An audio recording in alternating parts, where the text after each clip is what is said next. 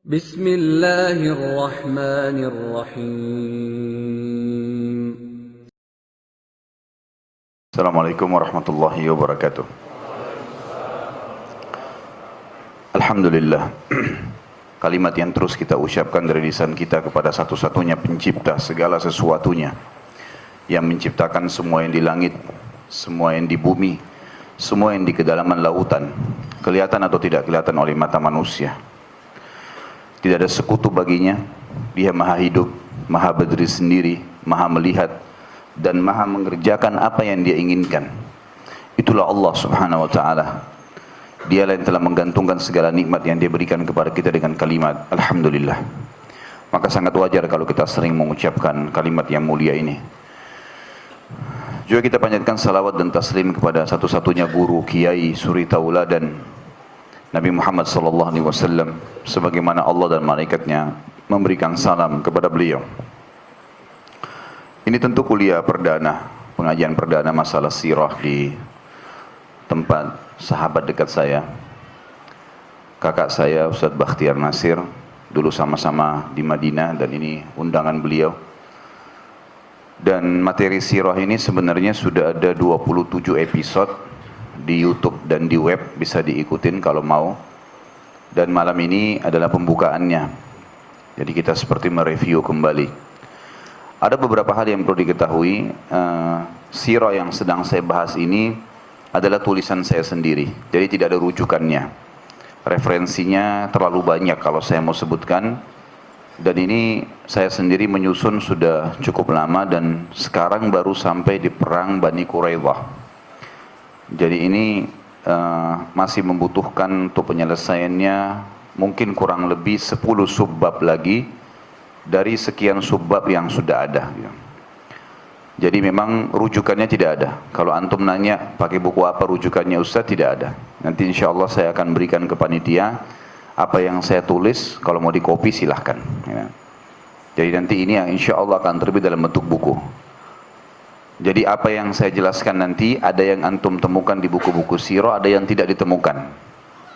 Karena memang metode yang kedua yang saya gunakan, setiap kali ada paragraf, ada kisah, ada ayat, ada hadis, atau apa saja ya, fakta-fakta sejarah, saya akan bisa menitik beratkan ke satu poin itu sampai selesai tema. Jadi kadang-kadang dalam 2 jam pertemuan itu, saya akan menggunakan, kalau saya anggap penting, metode untuk menyelesaikan poin itu sampai tuntas, sehingga yang hadir di kelas sirah saya ini akan faham semuanya. Karena sirah bukan hanya sekedar dilewatkan begitu saja, sebagaimana nanti akan saya jelaskan manfaat mempelajari sirah. Selanjutnya juga metode yang saya gunakan dalam sirah ini, itu pendekatan hadis. Jadi sirah dengan pendekatan hadis, riwayat-riwayat yang saya nukil, kemudian juga akan masuk kepada semua lini bahasan akidah, masalah fikih kalau ada fikih, semuanya kita akan bahas di situ. Untuk awalnya, saya akan buka dengan istilah as-sirah an-nabawiyah. Kalau sirah artinya perjalanan secara etimologi.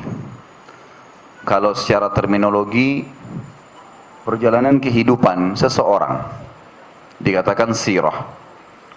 Menggunakan alif lam di awalnya as-sirah berarti menandakan perjalanan hidup seseorang yang dijadikan sebagai target.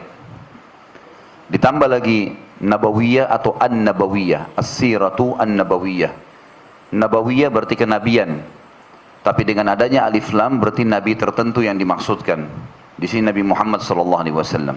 Itu dari sisi judul. Kemudian teman-teman sekalian, mempelajari sirah ini memiliki banyak sekali manfaat. Yang paling pertama sekali manfaat mempelajari sirah adalah mengenal siapa itu Nabi Muhammad SAW. Karena banyak sekali di antara kaum muslimin, kalau ditanya siapa Nabi Muhammad, kalau lebih jauh saya tanya, bagaimana sih cirinya Nabi Muhammad itu, saya mau tahu. Kulitnya, matanya, hidungnya, secara fisik. Fisikal seperti apa? Kita kan tidak punya fotonya Nabi SAW. Tapi kita ingin mengetahui bagaimana, karena ada hadis Nabi yang berbunyi, siapa yang melihatku di dalam mimpinya, maka dia berarti melihatku, karena syaitan tidak akan menjelma menjadi aku. Berarti perlu seorang muslim tahu bagaimana fisik Nabi SAW. Karena kalau dia tahu, dia lihat, oh ternyata benar nih Nabi. Itu hal mendasar yang harus diketahui. Kemudian Nabi Muhammad SAW dari sirah ini akan memberikan gambaran kepada kita bahwasanya beliau manusia biasa. Beliau juga bayi, anak-anak, di masa anak-anak seperti kita bermain-main, gitu kan. Belum ada taklif, nggak ada hukum di situ. Kemudian masuk masa remaja, beliau juga melalui masa-masa remaja, ngumpul dengan orang sebayahnya. Waktu beliau mengembala kambing, beliau kumpul dengan orang-orang yang sebaya dengan umur beliau. Sampai pada saatnya menikah, umur 25 tahun beliau menikah. Seperti umumnya orang, belum ada masa kenabian di situ. Beliau menikah, punya anak, lewatin suka dukanya rumah tangga. Sampai fase 40 tahun dinobatkan menjadi nabi. Barulah kemudian berkecamuk di situ kehidupan kenabian selama 23 tahun ke depan. Dari 40 tahun sampai 63 tahun. 13 tahun fase Mekah dan 10 tahun fase Madinah. Nanti kita akan lihat dari kehidupan sirah Nabi ini, kalau selama ini kita hanya mengenal hadis Nabi, Nabi bersabda begini, Nabi bersabda begini, itu langsung to the point, hukum-hukum yang beliau inginkan. Tapi kita dengan sirah ini lebih menyentuh ke dalam. Kita akan lebih tahu ya kapan Nabi sebutin, di mana Nabi sebutin, gitu kan? Hadis tersebut, apa penyebabnya. Semua itu akan kita lihat dan kita akan punya gambaran global nanti jelas bagaimana Nabi SAW itu dari beliau belum lahir, tempat tinggalnya, keluarganya, keadaan masyarakat sekitarnya sampai beliau wafat insyaallah. Poin yang kedua, nanti akan saya kembali ya di sini. Saya akan kembali kepada manfaat belajar sirah ini.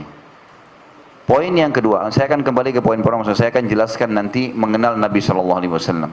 Kita malam ini akan jelaskan khalqiyah, fisik Nabi SAW dan khuluqiyah secara akhlak. Poin yang kedua mempelajari sirah manfaatnya mengetahui para sahabat Nabi. Siapa saja mereka?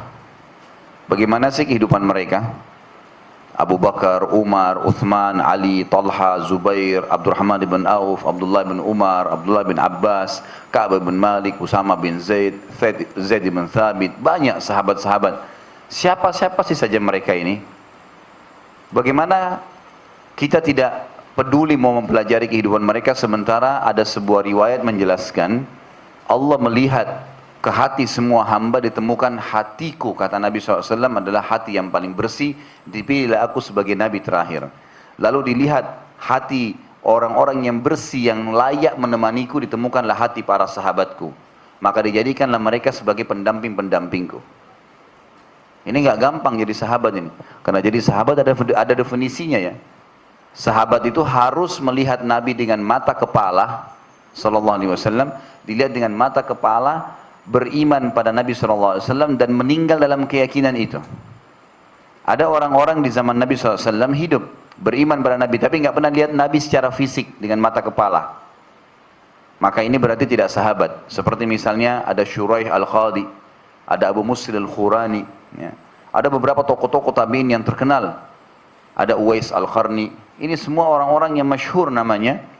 Tapi mereka beriman di zaman Nabi SAW tapi tidak pernah melihat Nabi secara fisik, maka tidak dikategorikan sahabat. Dan menjadi sahabat ini bukan hal yang ringan nih, hal yang berat, luar biasa gitu. Coba teman-teman sekalian bayangkan kalau kita hidup di zaman fase Mekah dulu.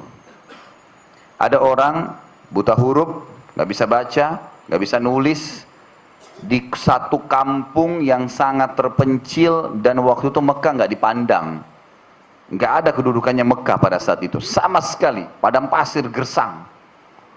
Bagi orang Mekah itu, kalau kita ini satu kampung yang terkecil sekali, gitu. Nggak ada orang yang mau ke sana, nggak ada. Gitu. Kalau bukan karena ada haji yang akan kita jelaskan nanti, karena Ibrahim alaihissalam, ya syariat dan lokasi dakwanya Mekah, maka orang tidak datang tuh. Ada orang di sana buta huruf, nggak bisa baca, nggak bisa nulis, ngaku sebagai nabi. Coba kira-kira kalau kita hidup di zaman itu, beriman enggak? Berat, nggak gampang itu. Tapi lahir figur Abu Bakar, figur Umar, Utsman, Ali, sahabat-sahabat yang yakin kalau ini Nabi. Padahal nggak bisa baca, nggak bisa nulis nih. Nggak ada teknologi kayak kita sekarang yang bisa membuktikan, yang bisa lebih menguatkan. Sekarang kan kalau orang cerdas, omongannya teratur rapi, mungkin ada titel akademik, orang merasa layak dia ngomong. Kalau orang tidak bisa baca, tidak bisa nulis, ini bukan cuman jadi kepala suku, jadi nabi. Ini nggak gampang. Maka kita akan lihat nanti dari sirah bagaimana kehidupan para sahabat itu. Dan juga poin penting, kita harus tahu kisah Abu Bakar, kisah Umar, kisah Utsman, Ali, dan sahabat-sahabat Nabi yang lain ridwanullahi alaihim ini dinukil kepada kita. Kita ambil contoh 10 orang yang dijamin masuk surga. Itu bukan hanya sekedar untuk dikenang teman-teman sekalian. Oh iya Abu Bakar yang masuk surga, oh iya sudahlah itu Abu Bakar, itu Umar. Bukan itu maksudnya. Allah subhanahu wa ta'ala mengekalkan kisah mereka sampai sekarang dan akhirnya kita bisa mempelajari agar kita menjadikan diri kita seperti mereka. Bukan mustahil kita bersama Abu Bakar, Umar, Utsman dan lainnya bersama masuk surga tanpa hisab. Bukan mustahil. Asal yang kita lakukan menciplak hidup mereka. Cari tahu tuh. Bagaimana rumah tangganya, bagaimana ekonominya, bagaimana kehidupan sosialnya. Apa sih kegiatan sehari-hari yang mereka kerjakan. Nanti kita akan tahu tuh dari kehidupan. Dan itu dijelaskan dalam sirah. Sirah akan membongkar semuanya. Tidak ada yang tersembunyi. Tentang bagaimana kehidupan para sahabat ini. Bagaimana muncul kesetiaan mereka. Bagaimana mereka siap pada saat dipanggil jihad hadir di kancah peperangan. Ya, itu luar biasa, susah digambarkan. Ya, susah digambarkan. Nanti kita pelajari di perang Uhud, di perang Badar, di peperangan-peperangan Nabi SAW. Ada beberapa sahabat, saya kalau baca saya nangis. Kayaknya sulit saya sampai ke derajat mereka ini, luar biasa sudah. Begitu panggilan jihad di saf pertama, gitu kan. Nanti kita pelajari 2 orang anak muda dari Ansar, satu 16 tahun, satu 15 tahun. Begitu masuk di perang Badar, maka mereka berdua ini bersaudara ini, adik kakak, mendatangi Abdurrahman bin Auf di kancah peperangan. Pertanyaan si kakak berkata kepada Abdurrahman, wahai paman, mana tuh Abu Jahal? Abu Jahal mana? Abu Jahal terkenal Fir'aunnya umat ini, orang yang paling benci dengan Islam. Nanti kita banyak belajar yang sering disebutkan dalam sirah. Maka kata Abdurrahman, kenapa kau cari dia? Kata anak ini 16 tahun. Dia bilang, saya dengar dia orang yang paling menyakiti Rasulullah SAW. Maka saya ingin penggal kepalanya dengan pedang saya ini. Kata Abdurrahman, nanti kalau seandainya saya lihat, saya akan tunjukkan kepadamu. Gak usah jauh dari saya.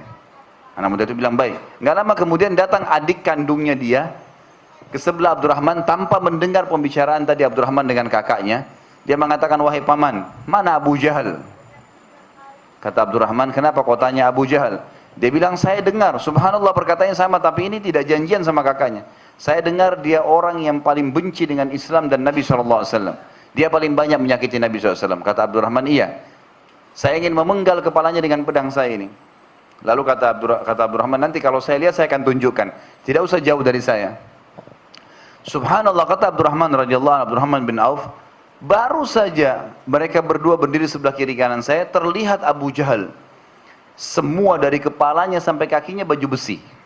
Semuanya. Yang kelihatan cuma matanya. Dia duduk di atas kuda, kudanya pun semuanya besi. Dan dikelilingi oleh pasukan. Abu Jahal di tengah-tengah, di atas kuda, kelilingin lingkaran. 1 lingkaran pasukan, 2 lingkaran, 10 lingkaran. Jadi orang jalan tengah-tengah, ini 10 lingkaran pasukan putar. Ini bukan kotak ya, ini diingkarin. Jadi rapat sekali sampai jalan ke kancah peperangan, 10 baris. Abdurrahman bilang, itu Abu Jahal yang di tengah-tengah. Kata Abdurrahman, begitu saya bilang itu Abu Jahal, kedua anak ini melecit seperti melecitnya anak panah. Cepat sekali dua-duanya. Langsung menembus 10 baris pasukan tuh. 2 orang tembus. Dinaikin pundaknya, ditebas sana sini sampai tiba di Abu Jahal. Lalu dua-duanya berlomba siapa yang lebih dulu menebasin pedangnya. Sampai Abu Jahal kena.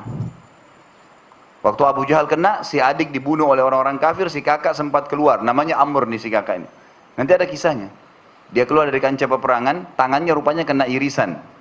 Tangan kanannya kena irisan, jadi tangannya sudah nggak bisa berfungsi. Dalam riwayat Sahih Bukhari dikatakan dia pergi keluar, tangannya ditarik sama dia, diinjak sama tangan, sama kakinya ditarik, putus, dia pegang pedang dengan tangan kirinya, masuk lagi berperang sampai terbunuh. 16 tahun umurnya.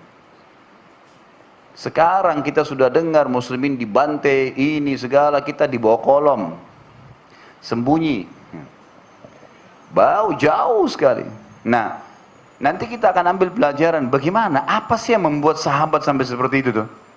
Nggak ada lampu, nggak ada media kayak kita sekarang, tapi imannya luar biasa. Sirah akan membongkar itu nanti. Sirah itu akan membongkar itu, membuat kita jadi, oh iya ya, ternyata begini, oh iya ternyata begini. Poin yang ketiga, manfaat dari belajar sirah, kita jadi mengetahui sebab turunnya ayat, yang sering disebut dengan sababun nuzul. Semua sebab turun ayat dari sirah, nggak ada yang lain. Sumbernya sababun nuzul ayat dari sirah. Jadi ilmunya memang diambil dari sirah, karena sirah ini mengungkap ada sahabat yang suami istri lagi ada masalah, turun Al-Quran menjelaskan tentang kejadian mereka. Perang-perang Nabi SAW, kaum munafikin yang dibongkar kedoknya. Jadi ternyata ada kasus lapangan dulu, baru Allah turunkan. Memang tidak semua ayat Al-Quran itu punya sababun nuzul. Tetapi kalau ada sababun nuzulnya, itu wajib dibaca. Karena sababun nuzul akan menjelaskan kepada kita maksud dan tujuan Allah di situ. Jadi Al-Quran tidak bisa kita baca begitu saja, kita nggak ngerti nanti. Sababun nuzul menjelaskan masalah itu. Oh ternyata karena ini dia turun. Dari situ juga nanti kita akan tahu, oh ternyata ayat ini pernah melalui proses namanya dalam ulumul Quran itu nasikh wal mansukh. Ada ayat yang menghapus dan ayat yang terhapus, gitu kan? Ini harus diketahui karena ada ayat-ayat Al-Quran yang pernah turun di zaman Nabi SAW, beberapa saat lalu dihapus. Ada yang terhapus secara tilawah dan hukum, ada yang terhapus hanya tilawah saja, tapi ada yang terhapus cuma hukum saja, tapi tilawah masih ada. Seperti kasuistik ayat Al-Quran yang pernah turun di zaman Nabi SAW, bunyinya asy-syaikhu wasy-syaikhatu idza zanaya farjumuhuma. Kakek-kakek sama nenek-nenek kalau berzina, rajamlah mereka. Pernah ayat ini turun. Lalu berjalan waktu dihapus dengan ayat tentang zina. Kalau berzina laki-laki dan perempuan, kalau mereka belum nikah, maka hukumnya dicambuk 100 kali. Kalau mereka sudah menikah, maka baru dirajam. Ya. Ayat ini terhapus secara hukum dan tilawah. Dari mana diketahui? Dari sirah. Sirah akan membongkar itu nanti. Oh ternyata ini ada ayat-ayat yang turun dan sudah tidak berlaku lagi. Baik hukum ataupun tilawah. Ada ayat Al-Quran yang sudah tidak berlaku secara hukum, tapi masih berlaku tilawah. Itu juga sirah yang akan membongkar nanti. Kasus proses pengharaman khamar. Ada ayat yang berbunyi, A'udzubillahi minasyaitonirrajim, Ya ayyuhalladzina amanu la taqrabus salata wa antum sukara hatta ta'lamu ma taqulun. Al-ayah. Artinya, hai orang-orang yang beriman, jangan kalian sholat sementara kalian mabuk. Sampai kalian tahu apa yang kalian ucapkan. Ayat ini masih ada. Secara tilawah, tapi secara hukum tidak berlaku. Karena dia telah dihapus oleh ayat yang lain yang berbunyi, Innamal khamru wal maisiru wal ansabu wal azzamu rijum min amali syaitan fajtanibu la'allakum tuflihun. Ya sungguhnya khamar, judi, mengundi nasib, menyembah berhala, itu semua perbuatan syaitan. Kalian harus jauhi agar kalian beruntung. Jadi ayat ini ternyata yang turun menghapus secara hukum ayat yang sebelumnya, tapi tilawahnya masih ada. Nah ini semua akan terbongkar dari sirah Nabi. Secara ini akan membuka buat kita. Sampai sebagian ulama mengatakan mempelajari sirah ya, datang langsung setelah mempelajari Al-Quran. Bahkan Al-Quran sangat memerlukan sirah dalam memahaminya. Sangat dibutuhkan dalam memahaminya. Yang keempat, manfaat mempelajari sirah, kita mengetahui namanya sababul wurud. Kalau Al-Quran ada sababul nuzul, ya, sebab turun. Kalau hadis ada namanya sababul wurud. Sebab disebutkannya hadis. Jadi ada hadis-hadis Nabi SAW itu juga yang melalui proses. Ada yang langsung disebutkan, seperti ayat Al-Quran juga begitu ya. Kisah tentang proses Nabi Adam alaihissalam diciptakan. Itu turun Allah memberitakan Tidak ada sebab nuzulnya. Allah menginformasikan, ada banyak kisah tentang nabi-nabi dalam surah Al-Anbiya, surah Al-Qasas, menceritakan mereka, nggak ada sebab nuzulnya, gitu kan?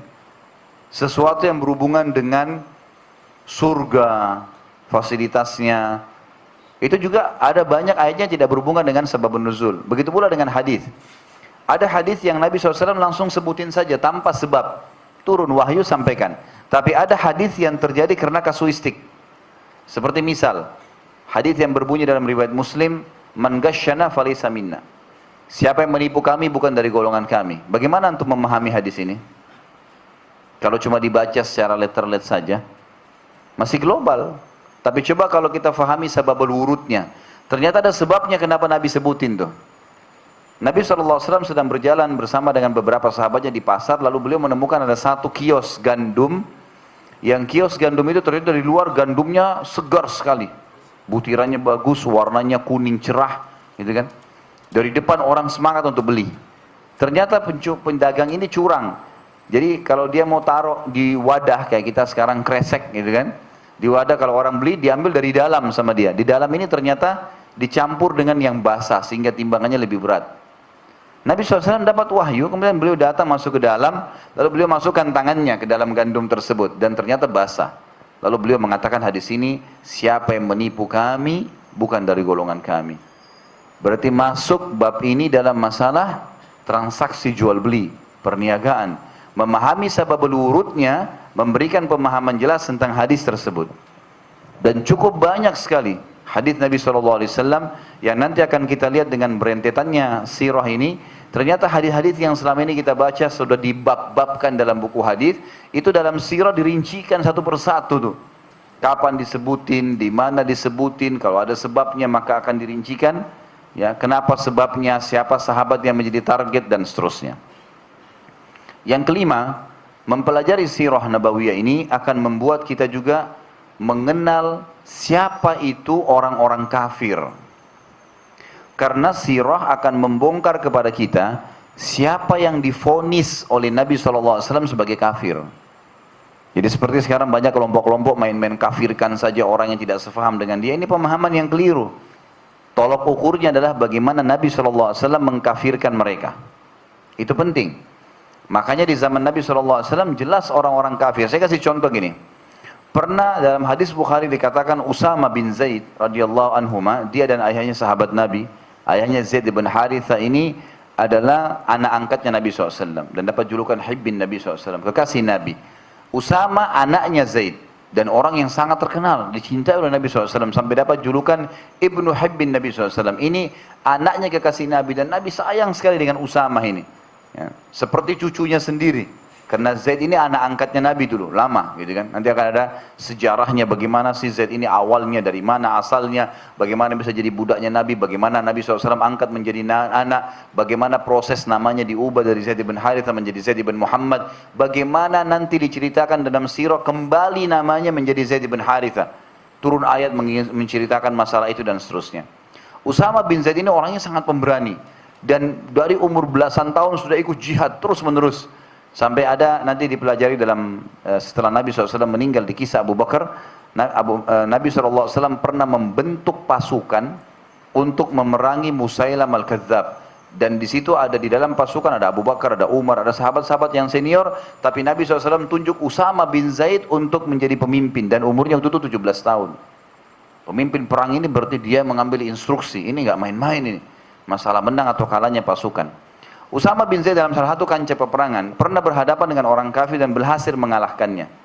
Begitu orang kafir ini semangat ingin membunuh Usama. Begitu Usama berhasil menjatuhkan pedangnya dan dia angkat pedang ingin membunuh orang kafir itu, tiba-tiba orang kafir itu mengatakan asyhadu an la ilaha illallah wa anna Muhammadar Rasulullah. Coba bayangin kalau kita di posisi Usama bin Zaid. Kita sudah duel nih, kapan kita meleset sedikit, kita sudah akan ditebas, dibunuh oleh orang kafir ini. Begitu kita berhasil kalahin, angkat pedang, dia syahadat. Apa yang antum lakukan? Ya kan? Usama bin Zaid melakukan seperti yang banyak di benak antum sekarang. Usama diam sejenak, langsung dibunuh sama dia. Sampai berita kepada Nabi SAW, beberapa sahabat bilang, ya Rasulullah, Usama membunuh orang yang sudah syahadat. Nabi SAW panggil Usama, wahai Usama, Apa kisahnya? Dia bilang, ya Rasulullah, saya duel dengan dia. Sedikit saja saya lalai, saya sudah mati dibunuh oleh dia. Artinya betul-betul orang ini kafir. Tapi begitu saya berhasil menaklukkannya, pedangnya jatuh, pas saya angkat pedang ingin menebas lehernya, dia syahadat. Maka saya yakin dia mengucapkan syahadat karena melihat pedang saya. Apa jawaban Nabi SAW? Apakah Nabi bilang, kamu hebat? Benar? Kata Nabi, apa kau belah dadanya hai Usama sampai kau tahu dia bohong atau dia benar? Kata Usama, Nabi SAW terus ulangi, wahai Usama, apa kau belah dadahnya sampai kau bisa mengetahui dia jujur atau tidak? Wahai Usama, diulangi lagi, apakah kau membelah dadanya sampai kau tahu dia jujur atau tidak? Kata Usama, terus saja Nabi SAW ulangin sampai saya merasa diri saya kecil dan saya berharap mati masuk ke dalam kuburan. Perhatikan, orang syahadat tidak bisa dikatakan kafir kecuali ada indikasi yang menjelaskan dia kafir, murtad dari agama mungkin. Jadi nggak boleh sembarangan. Nah, sirah nanti akan mengungkap kepada kita siapa saja sih yang kafir dianggap oleh Nabi SAW. Itu poin penting, sehingga kita jelas tahu memvonis siapa yang kafir dan bagaimana kita bermuamalah dengan orang-orang kafir. Apa yang kita harus lakukan? Bagaimana Nabi SAW membagi mereka, ada kafir harb dan ada kafir dhimmi. Ada kafir harb, orang-orang kafir yang di peperangan. Nah, ini diperangin. Ada kafir dhimmi, orang kafir di bawah naungan pemerintah Islam. Ini nggak boleh diperangin. Hadis Nabi SAW jelas, riwayat Imam Ahmad yang berbunyi, man ada dhimmiyan kuntu lahu khasiman yaumul qiyamah.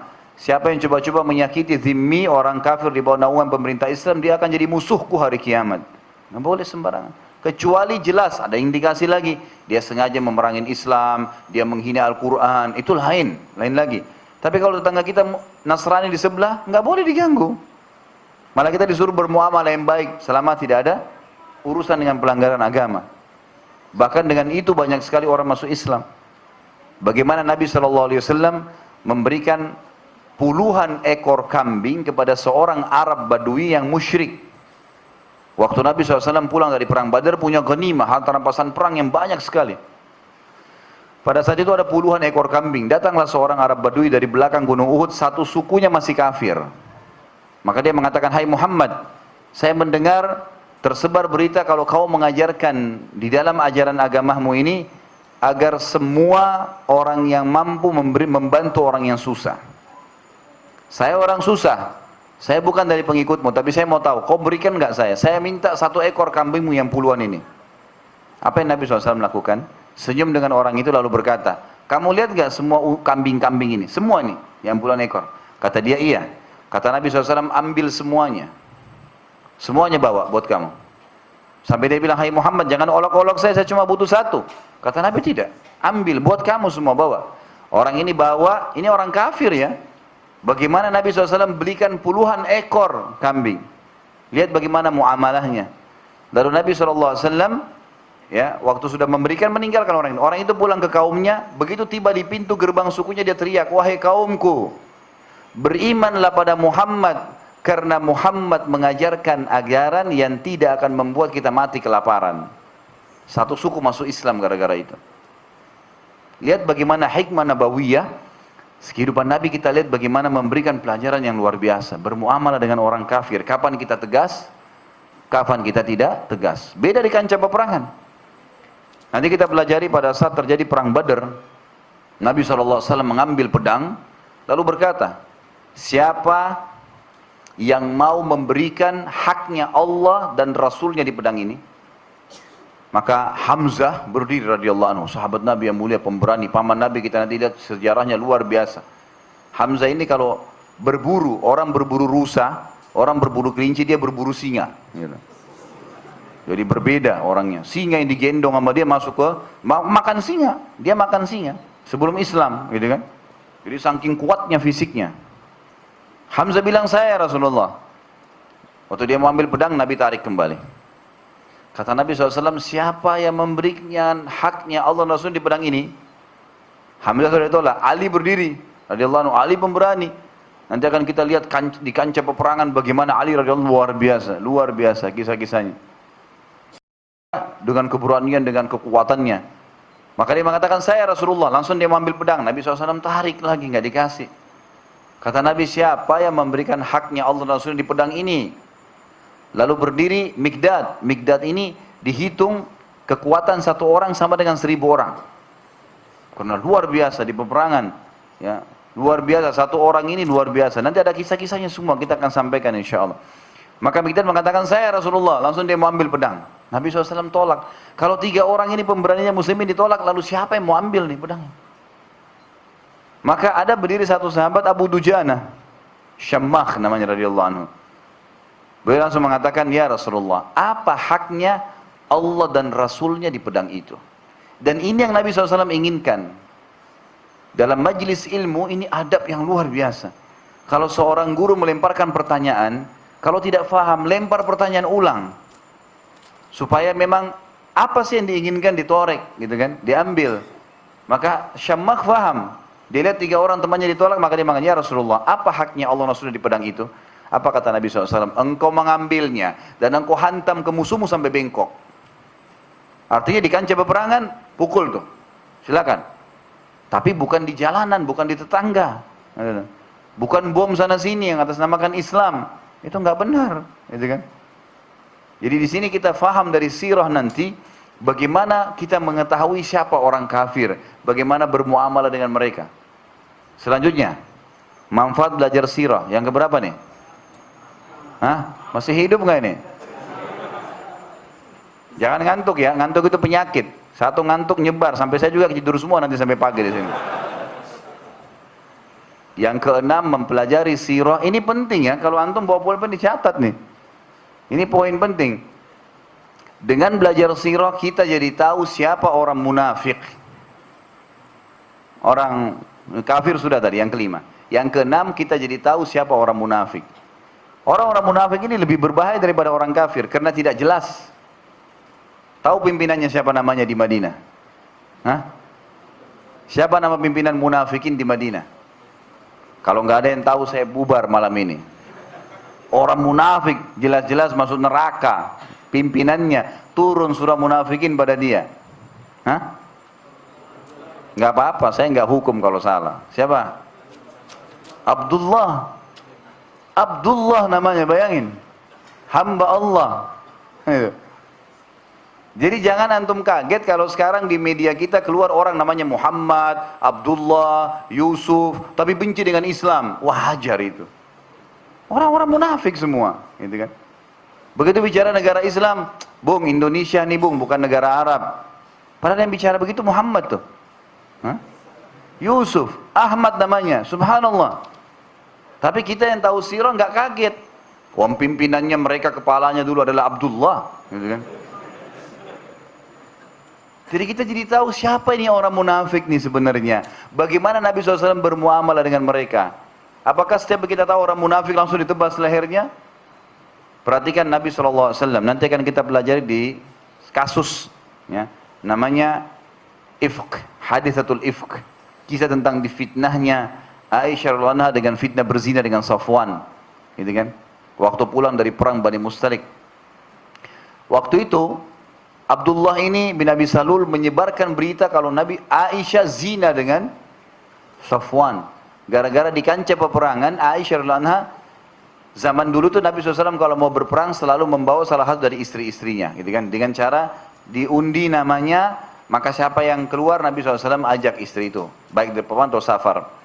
Waktu itu Aisyah radhiyallahu anha yang keluar, dan istri-istri Nabi dibuatin seperti geranda yang dipikul oleh 4 orang sahabat. Karena Aisyah orangnya kecil, badannya ringan, radhiyallahu anha, maka dan geranda itu ditutup dengan kain. Waktu di istirahat di tengah jalan, pasukan lagi istirahat, Aisyah sempat keluar punya hajat. Dan zaman dulu orang itu tidak punya kamar mandi, tidak punya WC, mereka jauh ke padang pasir menyelesaikan hajatnya. Maaf, buang air kecil, buang air besar gitu. Maka Aisyah waktu kembali ke pasukan, ternyata kalungnya jatuh di situ, di tempat tadi dia buang hajat. Lalu dia kembali lagi ke sana. Waktu dia kembali, ternyata pasukan Nabi sudah instruksikan bergerak. Sahabat-sahabat yang mikul geranda ini pikir Aisyah di dalam, karena tadi lihat Aisyah sudah datang. Jalanlah mereka semua. Waktu Aisyah kembali, ternyata nggak ada pasukan. Aisyah duduk di atas batu. Ada satu sahabat, tugasnya dia, kalau pasukan sudah jalan, ini strategi perang Nabi, dan ini sirah yang mengungkap semua. Bagaimana ada satu sahabat tugasnya itu di belakang, tunggu pasukan jalan, baru dia jalan ikutin. Mungkin ada pedang yang jatuh, ada kendi air, ada apa. Dia tugasnya mengungitin tuh. Itu tugasnya Safwan, orang yang amanah ditugasin itu. Dia lihat Aisyah lalu mengatakan, Inna lillahi wa inna ilaihi raji'un. Didekatin untanya, Aisyah naik. Kata Aisyah, tidak ada satu kalimat pun yang keluar dari mulut saya dan mulutnya Safwan. Saya nggak bilang terima kasih ya Safwan, nggak ada. Naik unta udah nggak ngomong. Safwan pun nggak tanya kenapa kamu terlambat, kenapa, nggak ada. Sepanjang jalan sampai tiba di pasukan. Di tengah jalan ternyata pasukan berhenti di sana. Dan Nabi SAW tanya, mana Aisyah? Mereka panggil, Ummul Mukminin Aisyah, Ummul Mukminin Aisyah. Nggak ada suara, nggak ada sautan. Dibuka gordennya nggak ada, hilang. Informasi di kancah peperangan hilang Aisyah. Ini sudah dicuri musuh nih. Gitu kan. Begitu beritanya waktu itu. Ribut semua orang cari, nggak ada. Ini istrinya Nabi. Bukan main-main gitu. Ya. Sekarang istrinya Ustadz aja hilang sudah heboh, gitu kan? Apalagi kalau ini istri Nabi, gitu kan? Orang bingung semua.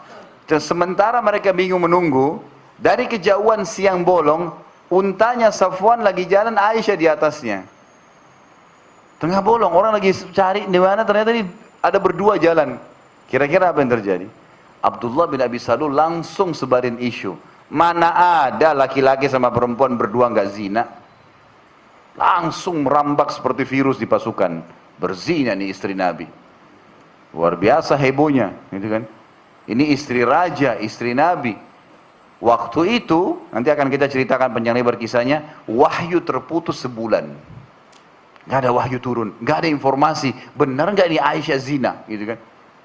Sebulan nggak ada informasi. Nabi SAW nunggu-nunggu, gak ada, berdoa petunjuk, gak ada datang. Gitu kan? Ini luar biasa. Yang sebarin berita perzinahan adalah Abdullah ini tadi. Sampai turun firman Allah menyelamatkan Aisyah dari fitnah itu. Nanti kisahnya lebih panjang lebar kita jelaskan. Waktu tersebar berita ternyata turun ayat membenarkan Aisyah tidak berzina. Dan disuruh mencambuk, Allah menyuruh menyambuk orang-orang munafikin, orang-orang yang menyebarkan berita ini, termasuk si Abdullah ini. Umar bin Khattab berdiri mengatakan, Ya Rasulullah, ayat sudah turun, ini pedang saya akan tebas sekarang kepalanya Abdullah. Izinkan saya tebas nih sekarang, lehernya saya bawa kepada anda. Ini gak main-main, buat fitnah kepada Ummul Mukminin. Apa kata Nabi SAW? Jangan hai Umar. Bukan Nabi bilang, iya bunuh aja. Kan itu. Nabi SAW istrinya sudah difitnah. Kan itu. Jelas-jelas orang ini satu Madinah, dan kita sekarang juga kita pelajari sirah, jadi tahu dia ini biangnya. Tapi Nabi bilang jangan sampai orang-orang berbicara kalau Muhammad membunuh teman-temannya. Karena dia masih mengaku sahabat Nabi. Kalau sholat masih hadir di masjid. Begitu dia. Jadi kita lihat bagaimana Nabi SAW bermuamalah dengan orang munafikin ini. Ada dalam sirah tuh, diajarin caranya. Dibongkar kedoknya, keluarlah hadis. Ciri-ciri orang munafik kalau berkata dusta, diberikan amanah khianat. Gitu kan? Kalau berjanji dia pungkiri, kalau dia berdebat selalu curang. Gitu kan? Disebutkan ciri-cirinya mereka. Dan dalam sirah lebih panjang lebar tuh diceritain. Siapa sih orang-orang munafik ini dan kenapa mereka munafik? Apa sebabnya? Bagaimana Nabi SAW bermuamalah akan dibongkar semua. Kemudian yang ketujuh, mempelajari sirah nabawiyah akan mengajarkan kepada kita dan kita akan tahu rentetan sejarah Islam ini. Antum sekarang ini lahir dalam keadaan Islam umumnya. Kita lahir udah tahu masjid sudah jadi, udah ada Quran lengkap, udah ada terjemahan, gampang, enak sekali, sudah manja sekali sekarang. Pengajian banyak ustadz yang sudah bisa jelasin. Zaman dulu tuh luar biasa. Nggak bisa, fase Mekah itu orang sedikit kumpul dikeroyokin, dipukulin, ada yang dibunuh. Kita tahu kisah keluarga Yasir dan Sumayyah, suami istri, ayahnya dan ibunya Ammar ibn Yasir, sahabat Nabi yang mulia. Itu dulu ibu dan ayahnya budaknya Abu Jahal. Sumayyah itu lagi hamil, ditusuk perutnya sama Abu Jahal sampai mati. Sampai dikenal Sumayyah orang yang mati syahid pertama dalam Islam. Apa yang memotivasi Sumayyah bisa bertahan sampai mau ditusuk dan tidak apa-apa? Ada sirah membongkar tuh nanti, gitu kan? Apa yang membuat Yasir suaminya mau dibunuh? Lalu bagaimana anaknya si Ammar yang umur 9 tahun menghadapi kasus itu? Bagaimana dia melapor kepada Nabi SAW, bagaimana Nabi SAW menenangkan dia. Rentetan sejarah Islam dari awal lemahnya, nggak ada kekuatan sama sekali di Mekah sampai 13 tahun. Semua dengan hinaan, cacian, Nabi SAW dianggap penyihir. Sampai beliau pernah sujud ditumpahin ya, di badannya kotoran unta dan diinjak batang lehernya Nabi SAW oleh orang-orang Quraisy. Sirah membongkar semua itu bagaimana keadaan dakwah perjalanan Islam ini dari awal, kemudian fase Madinah 10 tahun di Madinah mulai merangkak, tapi itu pun merangkaknya di Madinah selama 10 tahun, kekuatan Islam cuma ada di Jazirah Arab, belum kemana-mana. Tetapi musuh sangat takut dengan Islam, sangat segan, gitu kan? Mereka ketakutan dan mereka sudah tahu ini kekuatan akan keluar. Sampai kata Nabi SAW, akan datang satu zaman nanti di mana kalian akan dikeroyokin oleh umat-umat yang lain. Semua seperti ya, orang yang sedang mengundang tamu-tamunya mengatakan, ayo kita makan yuk. Kalian makanan di nampan dan kalian akan dikeroyokin. Dan kita lihat sekarang umat Islam begitu, dibagi-bagi. Rebut, isu teroris, isu ini, isu itu. Ya. Macam-macam isu sudah cukup membuat kacau sendiri di tengah-tengah umat Islam. Dikeroyokin, diambil harta kita, diambil kekayaan kita tidak bisa buat apa-apa. Kata Nabi SAW, akan datang satu zaman nanti begitu tuh. Para sahabat waktu itu kekuatannya cuma di Madinah. Hadis ini diucapkan kalau saya tidak salah di tahun 4, tahun 5 Hijriah. Jadi masih awal-awal Islam. Apa kata para sahabat? Ya Rasulullah, apakah kami pada saat itu jumlahnya sedikit? Kok bisa enaknya orang-orang kafir mau ngeroyokin kami itu, bagaimana ceritanya? Bagaimana bisa? Sahabat sangat yakin waktu itu tidak ada. Madinah tidak ada yang bisa serang pada saat itu. Apalagi setelah terjadinya perang Ahzab, nanti akan kita bahas, itu luar biasa. Madinah sudah menjadi kekuatan yang sangat disegani seluruh dunia pada saat itu. Padahal kota kecil Madinah itu. Kota kecil, tapi kekuatannya bagaimana bisa luar biasa jaya. Kemudian ya, Nabi SAW mengatakan tidak, jumlah kalian banyak, tapi kalian seperti buih di lautan. Nggak ada kekuatannya. Kenapa? Kata Nabi SAW, dan pada saat itu disebabkan satu masalahnya, al-wahan, penyakit wahan. Kata para sahabat, ya Rasulullah, apa itu wahan? Wahan ini artinya kekacauan ya, kekacauan. Kata para sahabat, apa itu kekacauannya ya Rasulullah? Seperti apa kekacauannya? Kata Nabi SAW, kalian cinta dunia, takut mati. Dalam riwayat Tirmidzi dikatakan kalian cinta dunia dan takut jihad, nggak mau lagi berperang. Gitu kan? Dalam sirah yang ke-8, kita akan tahu dari sejarah Islam dari awal sampai dia sempurna. Sebelum saya masuk ke-8, kita juga perlu tahu teman-teman sekalian, kaum muslimin sekarang ini banyak buta informasi. Kita ini kaum muslimin sudah berkuasa, menguasai dunia ini 1335 tahun. Kita berkuasa. Jadi sekarang ini tahun 1436 Hijriah. Benar nggak? Hah? Atau cuma tahu tahun 2015? 1436. Saya bilang tadi kita berkuasa di muka bumi ini umat Islam. Kita ini semua tanpa mengenal suku dari mana, warna kulitnya apa. Yang penting syahadat, kita semua muslimin syahadat. Yang syahadat ini kita harus tahu, buka mata kita. Sejarah mencatat kita berkuasa di dunia 1335 tahun.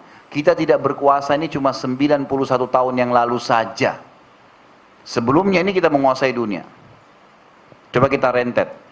1436 Hijriah. Hijriah dihitung dari mana? Dari kapan? Masa hijrah Nabi SAW kan? Nabi SAW membangun negara, kekuatan Islam pertama di Madinah, itu tahun 1 Hijriah sampai tahun 11 Hijriah. Dan waktu itu teman-teman sekalian yang diterapkan hukum Al-Quran saja.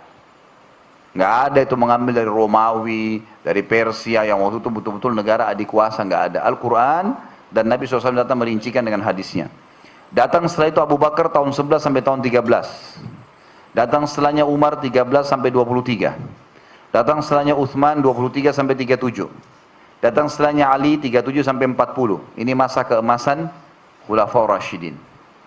Perlu antum tahu, di zaman Abu Umar ini, tahun 13 beliau berkuasa, tahun 14-nya hitungan bulan saja, bukan hitungan tahun ya.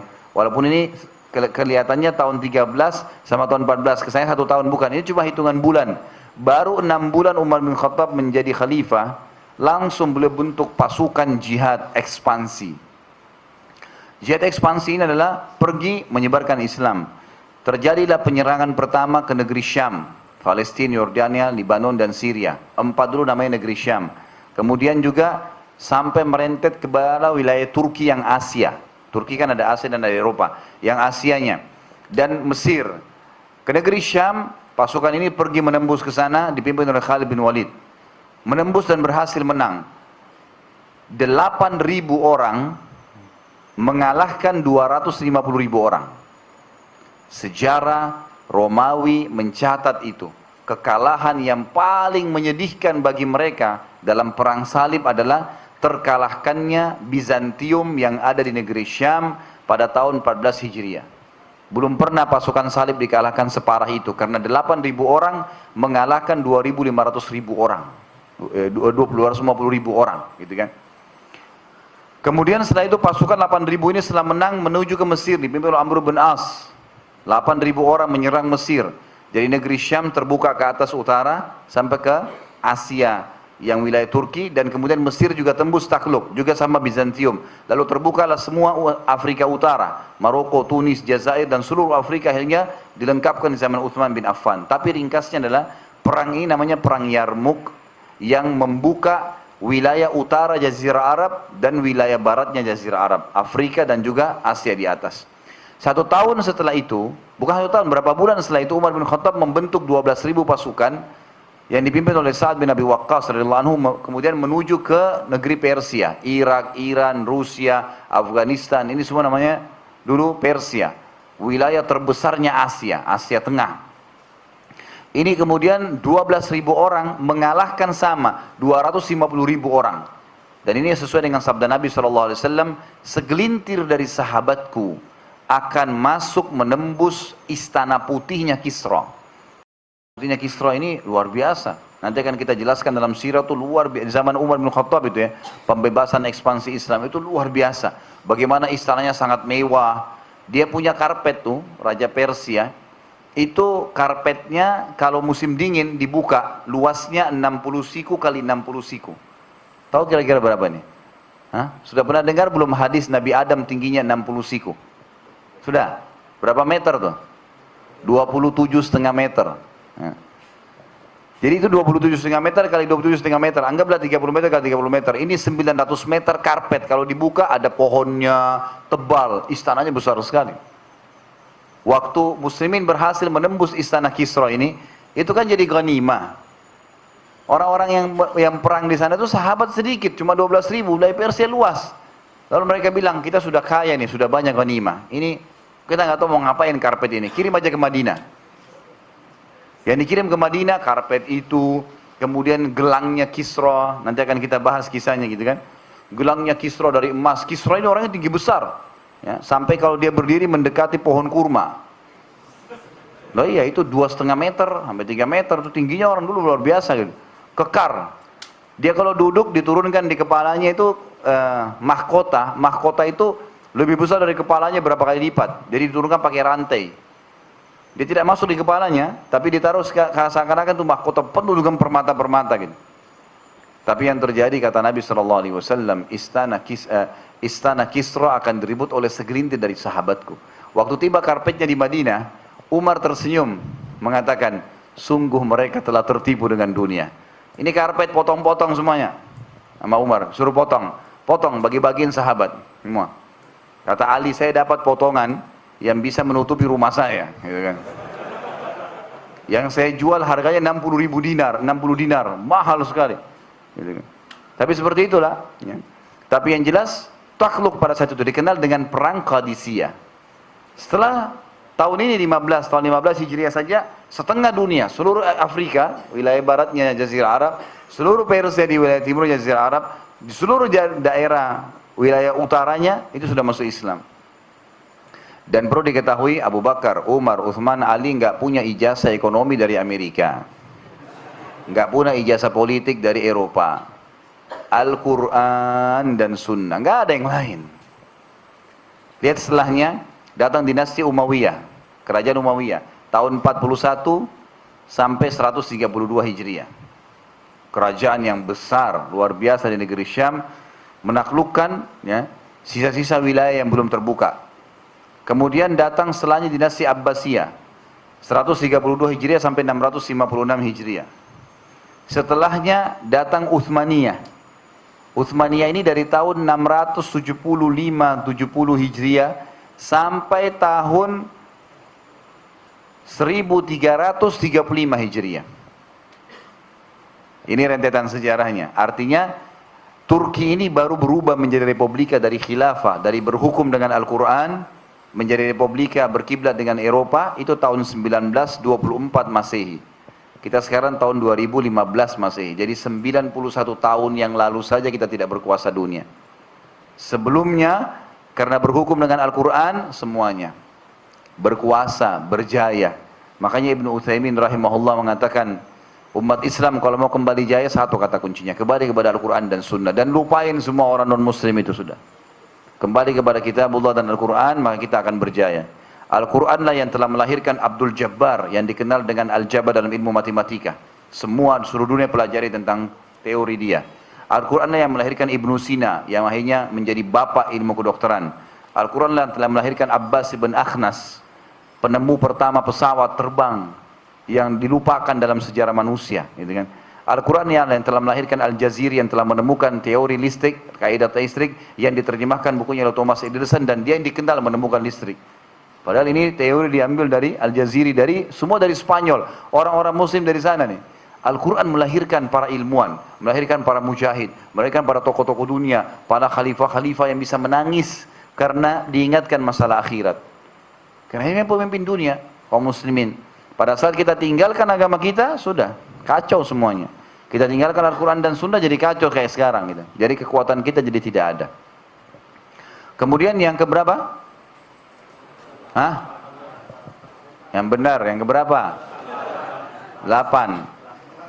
Dengan jihad kita dengan sirah kita jadi tahu tentang jihad yang sebenarnya. Nah, ini harus dipahami. Sirah menjelaskan kepada kita. Jadi jihad itu ada dua macam, teman-teman sekalian. Ada jihad ekspansi, ada jihad pertahanan. Ini dipahamin ya. Sekarang umat Islam cuma mengerti, memahami bahwasanya jihad itu cuma jihad pertahanan. Kapan kita diserang, kita melawan. Kan itu ya. Padahal ini jihad nomor 2. Jihad nomor 1 itu jihad ekspansi. Jadi di zaman Nabi SAW, contoh jihad ekspansi Nabi SAW dalam 10 tahun fase Madinah, 10 tahun fase Madinah, itu semuanya diisi dengan jihad dan dakwah. Kalau kita rentet sejarah Nabi SAW, per 2 bulan sekali ada pasukan jihad. Per 2 bulan, ekspansi dikirim. Pergi berangkat ke sana, tawarin Islam.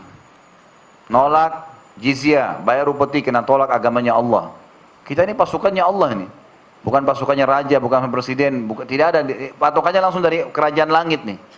Membawa kalimat la ilaha illallah. Nolak, bayar jizyah.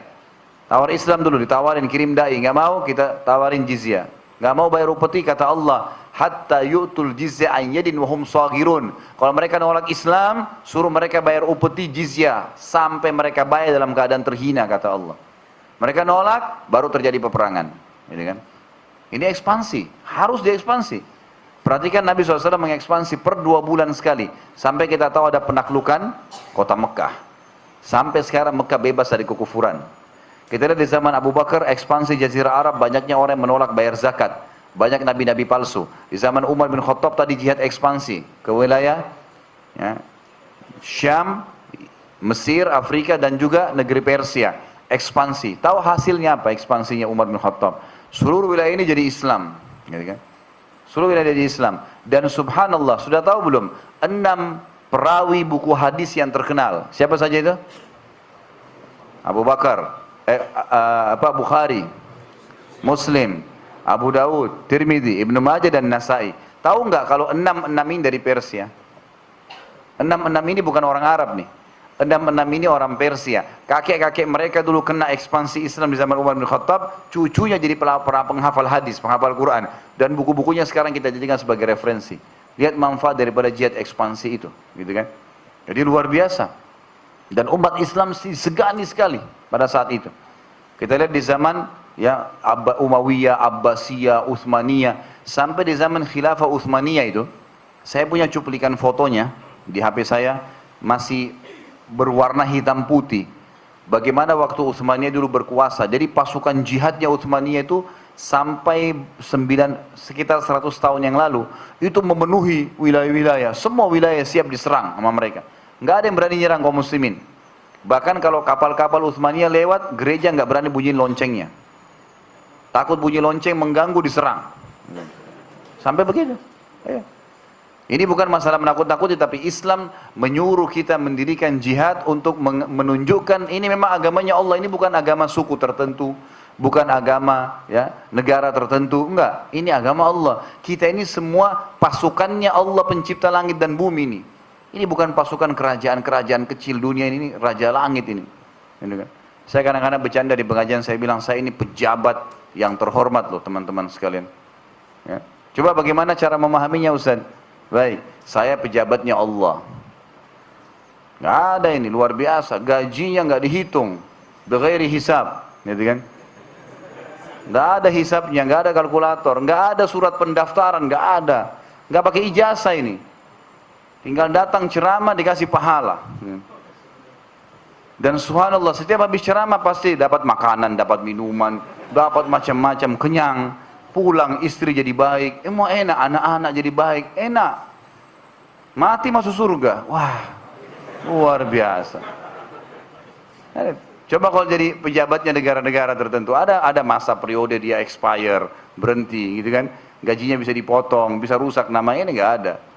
Ini pejabat langit, ini bukan main-main. Pasukan perang itu pasukan perang juga yang luar biasa gitu. Nanti akan banyak kita ungkapkan dalam masalah. Jadi kita perlu pahami ada jihad ekspansi. Dan ini perlu ada, terutama kayak di zaman sekarang. Bukan saya bilang individual ya. Karena sekarang banyak individual yang salah paham dengan jihad. Mereka mengatasnamakan jihad yang bom-bom sana sini, itu gak benar. Itu bukan jihad, gak ada dalam Islam itu disuruh bunuh diri, gak ada. Perperang yang benar, diinstruksikan oleh pemimpin yang benar, kemudian pasukan itu berangkat. Bahkan kata Nabi SAW, tidak akan pernah terkalahkan umatku dengan jumlah 12.000. Gak pernah. Kalau sudah terkumpul pasukan jihad 12.000 itu pasti menang udah. Itu janji dari Nabi SAW. Makanya Umar bin Khattab selalu menggenapkan pasukannya 12.000 yang pergi berjihad ekspansi itu. 12.000 orang. Itu ada bahasa sendiri tuh. Tapi inilah manfaat-manfaat yang luar biasa gitu. Manfaat yang luar biasa. Kemudian juga dengan sirah yang keberapa sekarang? 19, 110 gitu kan. Coba kita rentet. Yang pertama apa tadi? Hah? Yang tidak catat nih saya mau tanya. Mengenal Nabi SAW. Yang kedua, mengenal sahabat Nabi. Yang ketiga, mengenal orang-orang kafir. Yang keempat, mengenal orang-orang munafik. Yang kelima, hah? Ini udah makan belum? Kenapa? Hah? Sababun nuzul, baik. Walaupun tidak berurut, tidak apa-apa deh, acak. Yang keenam, sababul urut hadis. Yang ketujuh, hah? Apa? Memahami tentang rentetan sejarah Islam. Jadi kita tahu bagaimana dari masa lemah sampai ke masa kejayaan. Yang kedelapan, jihad ekspansi. Yang kesembilan, belum. Tadi kayaknya ada yang bilang sudah yang ke-9, yang ke-10. Baik, mempelajari sirah nabawiyah akan menambah keimanan tentang Allah, tentang akhirat. Nanti kita akan kaget melihat bagaimana para sahabat itu terbentuk ya. Iman-iman dalam hati mereka, iman ini, iman sahabat ini tidak bisa digambarin teman-teman sekalian. Luar biasa. Saya kasih contoh begini. Al-Ala Al-Hadrami radhiyallahu anhu, sahabat Nabi yang mulia. Perhatikan bagaimana bobot imannya dia dengan iman kita sekarang. Dikirim oleh Nabi SAW pasukan berperang. Begitu tiba, sebelum tiba di lokasi perang yang dituju, pasukan ala-ala ini tiba di sebuah lapangan yang luas, di depannya hutan. Udah pohon-pohon lebat. Kata Al-Ala, coba kepada beberapa pasukannya, coba cek hutan ini, layak nggak kita lewatin? Ternyata beberapa pasukannya ngeliling.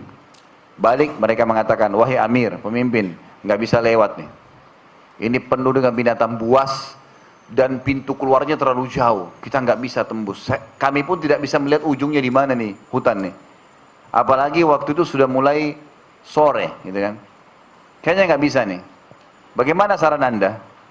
Berapa kata Al-Ala radhiyallahu anhu? Ini luar biasa, keimanan keyakinan yang harus kita pupuk gitu. Aneh perbuatan beliau bagi orang yang belum paham, tapi orang yang beriman tahu. Beliau mengatakan, ikut dengan saya, ikut semua pasukannya mendekati seperti pintu masuknya hutan itu. Lalu beliau mengatakan berhenti, berhenti. Lalu beliau berteriak, wahai semua yang di hutan ini, semua yang di hutan ini, tidak terkecuali, kalian tahu kami siapa? Kami adalah utusan Allah, utusan Rasulullah SAW untuk berjihad di jalan Allah, Tuhan kami dan Tuhan kalian. Mudahkan diri kalian untuk kami lewatin. Ya pohonnya, ya hewannya, semua. Apa yang terjadi dalam riwayat sahih ini? Semua hewan yang biasa saling mangsa, harimau dengan rusa, ular sama kelinci, semua berdekatan, berdempetan, membentuk jalan untuk pasukan ini lewat. Sampai tidak satu pun dari pasukan sahabat ada yang terbunuh. Tidak dimakan sama hewan. Pernah berpikir gak itu? Seorang sahabat Abdullah bernama, ini juga sama, pasukan Ala dikirim ke sana, ini yang satu dikirim ke wilayah lain sama Nabi SAW. Pas tiba di bentengnya orang-orang muslim yang mau diserang ini, ternyata bentengnya di pinggir laut. Dan pas ini misalnya ujung meja ini lautan, di sini didirikan benteng oleh dia, oleh mereka. Benteng yang sangat kokoh dan temboknya itu dilemurin dengan minyak, sehingga nggak bisa musuh masuk, susah. Dan itu langsung lautan. Jadi kalau ada musuh-musuh yang mau menyerang itu sudah tinggal dilemparnya, anak panah saja sudah mati semuanya gitu. Pasukan muslimin sahabatnya dari seberang. Waktu pimpinan Abdullah ini melihat radhiyallahu anhu, kayaknya kita susah menyeberang ini, gimana? Air, gitu kan? Lihat semua tidak ada. Fasilitas buat kapal nggak ada. Pasukan ini terjangkau dengan anak panahnya musuh dari sebelah sana. Karena anak panah itu bisa jauh sekali jaraknya. Bisa 500 meter, bisa 1 kilo, kalau emang luar biasa panah itu kan. Maka yang terjadi, Al-Ala mengatakan, saya akan bertakbir. Setelah saya takbir 3 kali, ikutin saya. Kata Abdullah ini, radhiyallahu anhu, wahai lautan, kalian adalah makhluk Allah sebagaimana kami makhluk Allah. Dan kalian tahu, kami siapa? Kami adalah utusan Rasulullah SAW dan kami akan berjihad dengan Allah. Mudahkan dirimu buat kami. Lalu dia takbir, Allahu Akbar, Allahu Akbar, Allahu Akbar. Lalu Abdullah jalan di atas air, semua pasukannya jalan. Tidak sedikit pun dalam kisah ini dikatakan sepatu kuda mereka kena air lautan. Musuh-musuh waktu lihat dari seberang, laut bisa dilewatin tidak kapal, semua lari. Kalah semua. Ini gimana caranya dikalahin pasukan begini nih? Luar biasa. Umar bin Khattab dalam kisah yang lain dikatakan ini masalah keimanan yang luar biasa. Dan di sirah membongkar semua ini, bagaimana kita bisa masuk ke dalam kehidupan mereka yang dalam.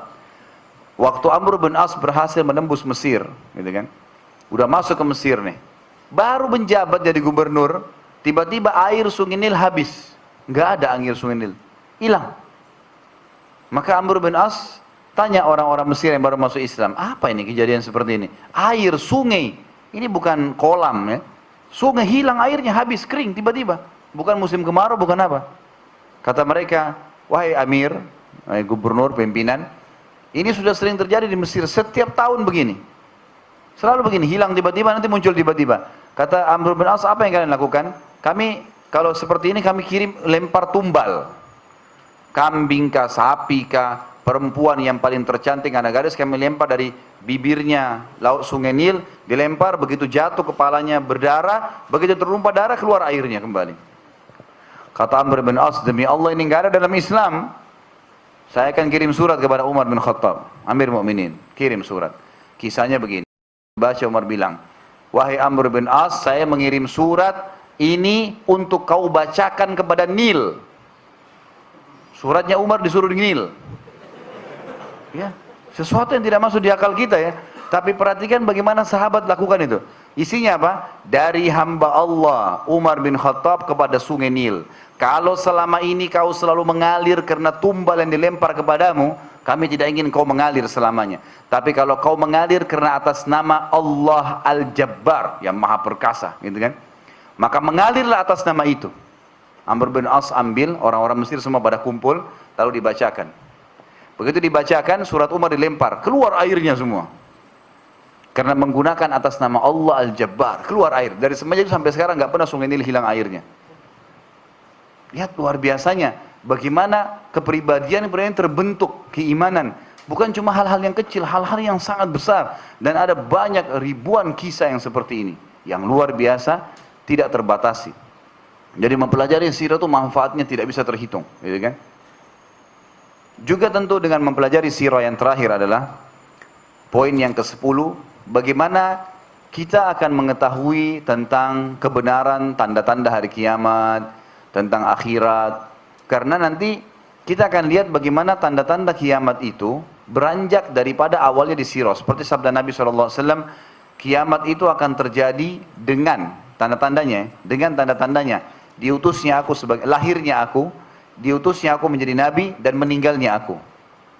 Berarti di sini dalam sejarah Nabi sendiri sudah ada tanda-tanda hari kiamat. Kemudian ada banyak yang terjadi di zaman Nabi SAW itu. Ada banyak terjadi. Dan juga sirah ini bersamaan ya, kita jadi tahu keajaiban-keajaiban tentang tanda-tanda hari kiamat, informasi dari Nabi SAW. Dan juga sirah Nabawiyah ini membongkar dan menceritakan kepada kita tentang mujizat Nabi SAW, mujizat Nabi. Perlu saya kasih gambaran begini. Nabi SAW, Nabi-Nabi sebelum Nabi Muhammad SAW, semua Nabi. Dalam hadis yang sahih riwayat Baihaqi, sanadnya Hasan. Kata Nabi SAW ditanya, berapa jumlah Nabi dan Rasul yang Allah utus? Kata Nabi SAW, 124.000 Nabi. Di antaranya 313 Rasul. Apa bedanya Nabi sama Rasul? Nabi seseorang yang Allah utus, mengingatkan kaumnya apa yang disampaikan oleh Nabi dan Rasul sebelumnya. Sementara Rasul membawa syariat baru, menghapus syariat Nabi-Nabi dan Rasul sebelumnya. Semua Rasul pasti Nabi, tidak semua Nabi Rasul.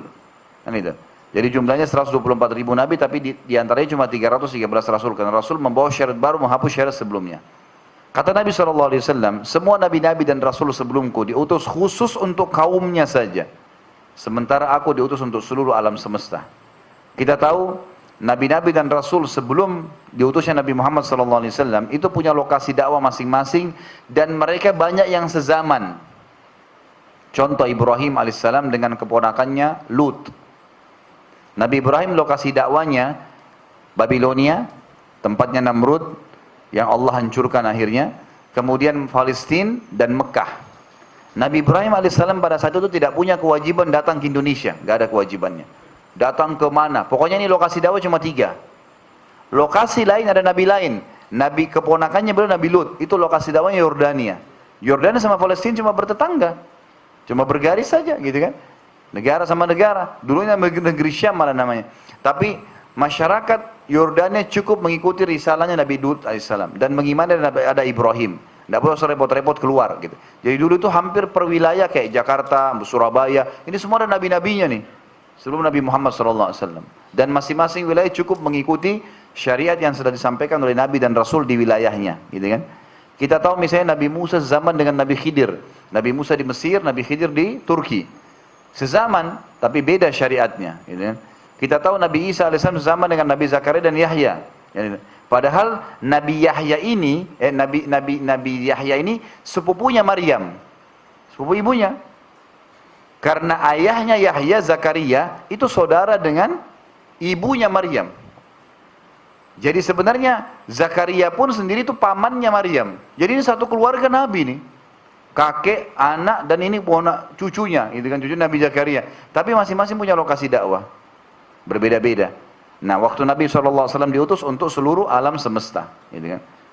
Nah, Nabi-Nabi ini diberikan satu senjata untuk bisa menguasai dan untuk menunjukkan kebenaran risalahnya kepada para pengikutnya. Itu dikenal dengan mukjizat. Dan semua Nabi-Nabi ini punya mukjizat yang sifatnya bisa atau sesuai dengan apa yang sedang dikembangkan oleh kaumnya. Misal Nabi Musa itu terkenal di zamannya Fir'aun yang jadi mad'unya orang didakwahin itu adalah orang yang paling senang dengan sihir. Datanglah senjata Nabi Musa mujizat yang mengalahkan sihir. Waktu penyihir Fir'aun 10.000 orang semua melempar tali, kemudian demo di depan orang-orang menunjukkan keterampilan mereka. Ini ilmu tertinggi dalam sihir. Melempar tali berubah jadi ular, kemudian bergerak-gerak, gitu kan? Orang yang kena sihir melihat itu ular benar, padahal itu cuma tali. Kalau ada penyihir demo seperti ini, antum baca bismillah, pegang kembali tuh, gitu kan, ke benda asalnya. Dia cuma mengubah dengan pandangan dan tidak bisa menyerang. Apa yang membuat penyihir-penyihir itu tunduk pada Nabi Musa alaihissalam? Waktu Musa alaihissalam melempar tongkatnya, berubah jadi ular besar, ular Nabi Musa jalan lalu memakan ular-ular mereka. Gitu. Makanya tiba-tiba semua penyihir Fir'aun yang hebat-hebat waktu itu datang, semua sujud. Kata Allah, sujud tiba-tiba. Karena mereka tahu ini bukan sihir. Di zaman Isa alaihissalam terkenal dengan ilmu kedokteran. Mereka suka meracik obat, mereka bukan ini. Datang Nabi Isa, bisa menghidupkan orang mati, bisa menyembuhkan orang buta, gitu kan? Bisa menyembuhkan orang tuli. Jadi luar biasa, tanpa pakai obat, berdoa sembuh. Gitu. Nah, nabi-nabi ini banyak sekali di antara kita yang tahu mukjizatnya, tetapi banyak di antara kita tidak tahu mukjizat Nabi Muhammad SAW. Apa antum sudah tahu kalau mukjizat Nabi itu lebih dari 50? Hah? Sudah tahu belum?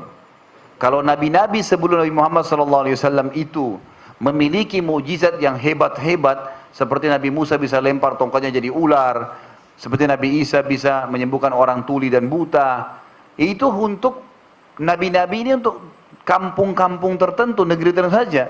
Sementara Nabi Muhammad SAW untuk seluruh alam semesta, berarti mukjizat Nabi harus lebih hebat tuh. Kan itu? Banyak kita tidak tahu mukjizat Nabi. Sudah tahu belum Nabi SAW bisa mengeluarkan air dari tangannya? Nabi SAW itu bisa menurunkan hujan dari langit dengan izin Allah tentunya ya. Nabi Muhammad SAW bisa menyembuhkan penyakit seketika. Nabi Muhammad SAW bisa membuat pohon berbicara. Nabi Muhammad SAW bisa menundukkan hewan. Nanti akan banyak kita lihat mukjizat Nabi SAW yang kita lihat yang luar biasa, gitu kan? Jadi kita lihat rentetan sejarahnya yang luar biasa di situ. Baik, ini manfaat mempelajari sirah. Memang ini satu materi sendiri. Memang satu materi sendiri. Karena sebenarnya untuk membahas sirah harus berlandaskan dengan poin tadi itu. Kalau antum sudah tahu kenapa saya harus belajar sirah, insya Allah Jumat bulan depan akan datang. Gitu kan? Datang nggak nanti? Insya Allah. Kalau masih hidup ya. Insya Allah hidup. Ya. Jadi tujuannya memang dengan 10 poin tadi kita datang belajar sirah, gitu kan? Dan nanti kita akan pelajari di pertemuan kita yang kedua, masuk ke poin pertama dalam buku yang sedang saya tulis itu, saya akan buat poin A, kisah air Zam-Zam, dari mana bahasa Zam-Zam itu, apa artinya, bagaimana kisahnya, pembangunan Ka'bah, panjang lebar ceritanya. Ini satu pertemuan sendiri nih, panjang sekali kisahnya, nanti akan kita bahas. Dan kita, kalau saya bilang ya, ini kalau ada sesuatu yang kita sedang mau ngambil dari pohon, itu sampai dikerik, sampai bersih, ya, bahasannya. Kemudian akan masuk pertemuan selanjutnya, masuk Islamnya agama Yahudi dan Nasrani di Jazirah Arab. Bagaimana bisa ada orang Arab tapi Nasrani? Bagaimana bisa ada orang Arab tapi Yahudi? Ya, agamanya, gitu ya. Ada rentetan sejarahnya. Itu panjang lebar, itu mungkin butuh 2 kali pertemuan, gitu kan. Kemudian juga ada kisah pasukan gajah yang kita tahu ya, Ashabul Fil. Kita cuma tahu Abraha, tapi tahu nggak Abraha itu dari mana asalnya, siapa dia asalnya, gitu kan? Dari mana dia itu? Dia orang asal dari mana? Ada yang tahu Abraha dari mana asalnya? Hah? Dari mana? Najasyi, ya betul. Bukan Yaman ya. Jadi orang Afrika dari Ethiopia. Bukan Najasyi, dari Najasyi nama rajanya, dari Ethiopia, Habasyah namanya, dari Habasyah. Itu ada rentetan sejarahnya nanti, sampai bagaimana pasukan gajahnya Allah hancurkan, dan bagaimana keadaan negeri Yaman yang dia kuasai setelah dia meninggal, anak-anaknya menjadi pemimpin, lalu kemudian bagaimana negeri Persia yang akhirnya berkuasa di Yaman. Ini satu judul sendiri, ini panjang lebar. Nanti kita mengorek semuanya informasi tentang keadaan Jazirah Arab ini. Keadaan Jazirah Arab ini. Baik, kita akan tutup pertemuan kita pada hari ini dengan menyebutkan khalqiyah dan khuluqiyah Nabi Muhammad SAW. Nabi SAW punya khalqiyah, fisik yang sangat sempurna. Sangat sempurna. Sampai ulama mengatakan kalau Yusuf diberikan sepertiga kegagahan dunia, maka Muhammad SAW diberikan semua kegagahan dunia. Nabi SAW ini belum pernah ada orang lihat kemudian tidak suka melihatnya. Nabi SAW dalam hadis yang cukup banyak, tapi saya simpulkan dari semua riwayat ini, memiliki kulit yang sangat putih, saking putihnya sampai pipi beliau kemerah-merahan. Lalu beliau memiliki kelopak mata yang sangat besar, dan yang warna putih-putihnya putih bersih, yang hitamnya hitam pekat. Dan ini bisa dikatakan tidak ada orang yang matanya, mungkin jarang sekali ya, tapi ini hitam-hitam pekat. Orang coklat muda, coklat tua, umumnya warna-warna lain, biru, hijau dan semua. Tapi kalau hitam pekat ini, itu bisa dikatakan tidak ada, gitu kan. Nabi SAW punya mata, dan para sahabat mengatakan kalau kami ingin bercermin di mata Nabi SAW, kami bisa bercermin karena jernihnya. Nabi SAW punya bulu mata yang lebat, alis yang sangat tebal berwarna hitam, berbentuk seperti busur panah. Wajah beliau lebar, ya, tidak oval, tidak bulat, sesuai dengan bola mata yang lebar, hidungnya mancung lancip, dan bibir, pipi dan dahi, kata dalam riwayat ini dikatakan sesuai dengan wajah beliau. Nabi SAW memiliki rambut yang sangat lebat berwarna hitam, tidak keriting, tidak lurus, berombak, yang beliau biasa biarkan sampai jumma atau lumma, sampai di uping atau sampai di pundak, gitu kan. Beliau membiarkannya. Lalu beliau memiliki jenggot yang sangat lebat sampai ke dadahnya. Nabi SAW memiliki tubuh yang sangat kekar, pundak yang lebar, dada yang bidang, dan perut yang terjun seperti batu yang keras. Jadi Nabi SAW itu atletis sekali fisiknya, gitu kan. Nabi SAW, dada, tangan dan betis beliau dipenuhi dengan bulu SAW, dan beliau orangnya tinggi, ya, posisinya jarbuk, tidak terlalu tinggi sekali, tidak terlalu pendek. Sebagian ulama mengatakan tingginya antara Umar bin Khattab dengan Abdullah bin Mas'ud. Abdullah bin Mas'ud ini radhiyallahu anhu, kalau beliau berdiri hampir sama semua dengan sahabat. Artinya standar, orang tidak anggap tidak pendek sekali, tidak juga tinggi sekali, sedang. Mungkin kalau kita di Indonesia mungkin 160 gitu kan, yang dianggap standar, hampir semua orang begitu tingginya rata-rata. Maka Abdullah bin Mas'ud tingginya seperti itu. Kalau dia berdiri, sahabat semua hampir sama yang umum-umumnya itu. Umar bin Khattab ini sahabat yang terlalu tinggi, sampai dikatakan dalam ciri fisik beliau, kalau beliau duduk di atas kuda kakinya sampai di tanah. Coba bagaimana itu tingginya? Kalau ada orang sekarang 2 meter tingginya, duduk di atas kuda, itu kakinya masih paling lebihi perutnya kuda sedikit. Ini sampai di tanah kakinya. Dia dengan Khalid bin Walid, nanti akan kita sebutkan, itu luar biasa, fisiknya tinggi besar. Nah, di atas kuda tuh kakinya hampir sampai di tanah, gitu. Jadi Nabi SAW berada di antara keduanya. Berada di antara keduanya. Ada sebagian ahli sejarah, tidak semua, sebagian yang mengatakan kalau antara Umar dan Ibnu Mas'ud ini berarti tinggi Nabi SAW tidak kurang dari 190 sampai 2 meter. Tinggi Nabi SAW, gitu kan, dengan fisik yang kekar dan seperti itulah. Kelebihan fisik. Nabi SAW selain memiliki kelebihan fisik yang seperti ini, beliau juga memiliki kekuatan fisik. Umumnya seperti semua nabi diberikan kekuatan 10 orang laki-laki. Semua nabi begitu, semua nabi, tidak ada yang terkecuali. Semua nabi Allah berikan kekuatan 10 orang laki-laki untuk membela agama Allah Subhanahu wa taala. Jadi nanti akan kita sebutkan juga ada kisah-kisah bagaimana nabi bergulat, ya, mengalahkan orang-orang kafir, gitu kan. Jadi itu akan ada sejarahnya, tapi Nabi SAW memang memiliki fisik yang sangat kuat. Saya sebutkan aja sekarang, nanti insya Allah kalau terlewat di sirah kita kesannya ulangi ya. Ada satu pegulat dari Jazirah Arab bernama Rukhana. Rukhana ini orangnya kekar sekali dan tinggi besar. Dia ini kalau berdiri, ya, itu mendekati setengah Ka'bah. Ka'bah kan tinggi sekali ya. Kalau dia berdiri itu mendekati setengah Ka'bah. Kita sekarang kalau berdiri saja, ya, tinggi sekali, lewat sedikit dari Hajar Aswad lah ya. Gitu. Apalagi kalau orang Asia, masya Allah mungkin lebih pendek. Ini mendekati setengah Ka'bah kalau berdiri. Badannya kekar luar biasa. Orang ini, Rukhana ini suka menjual tenaganya. Dia hidup dari situ. Jadi misal dia datang ke satu suku Arab, ditantang sama dia. Siapa yang kuat sini? Gulat sama saya. Gulat sama dia, ditantang. Nanti kalau dia menang, dia boleh minta apa saja yang dia mau. Dia boleh ambil istrinya orang itu, dia boleh ambil hartanya, dia buat apa saja yang dia mau. Ini hidup dari situ. Nanti kalau habis lagi hartanya, dia tantang lagi suku yang lain, begitu terus. Dan memang tidak pernah dikalahkan, orangnya tinggi besar, kekar. Gitu kan. Waktu dia dengar orang Quraisy ada masalah dengan Nabi SAW, maka dia datang ke Mekah. Lalu dia bilang sama orang-orang Quraisy, wahai Quraisy, mau nggak saya permalukan Muhammad untuk kalian? Kata orang Quraisy, mau tentunya. Silakan. Kata Urkana, apa yang kalian kasih kepada saya kalau saya berhasil mempermalukan Muhammad? Kata mereka, apa saja yang kau minta? Minta apa saja kami kasih. Apa saja kau minta? Mau perempuan, mau harta, mau apa saja kami kasih semua. Kata Urkana, baiklah. Waktu itu kebetulan Nabi SAW lagi tawaf tuh di Ka'bah. Urkana naik di atas sebuah batu yang besar, lalu kemudian dia teriak. Orangnya sudah tinggi naik di atas batu, kelihatan. Teriak dengan suara keras. Wahai Muhammad, Nabi SAW dengar, lagi tawaf di sini. Kata Nabi SAW, iya. Apa kau mau saya beriman? Kata Nabi SAW, tentu saja.